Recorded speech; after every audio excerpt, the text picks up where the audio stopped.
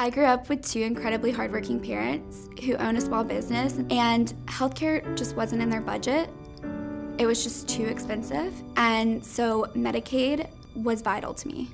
In Tennessee, 52% of Medicaid recipients are children. In rural communities, actually, there are more kids on Medicaid than even in urban areas. I did have one severe incident when I was in elementary school. I was hospitalized, and while I was in the hospital, I actually was given an antibiotic that I was allergic to, so I went into anaphylactic shock, and it was a kind of a freak accident. I mean, you never know. You're not expecting this. I didn't have chronic health issues. If I was at home with this medicine, I would have probably died.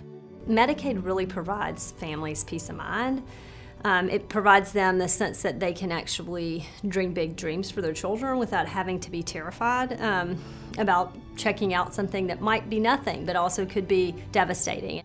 Research has shown that children who have Medicaid when they're growing up are more likely to graduate from high school and as a result get better jobs. So because better economic outcomes mean more payment of taxes, less use of government services as adults, this means that Medicaid is a really good return on government investment.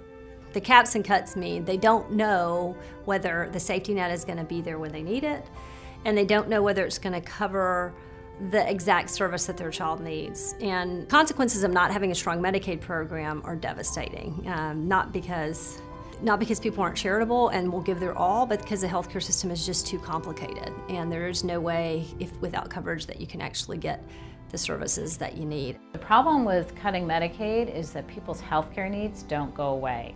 They still have those costs, and they get shifted to other payers in the system. They may wind up in the emergency room, they're sicker, and that costs more, and that gets shifted to folks' employer-sponsored coverage. It can become bad debt for the hospital. It's not a Medicaid problem, this is a healthcare problem. I mean, families are making hard choices at the kitchen table all day, every day, and they don't really have much stomach for politicians playing silly games with their lives. They really want the politicians to lead and to solve problems that exist and that impact their lives. Medicaid enabled me to go to college and graduate, and now I work every day to help kids have the same opportunities that I have had.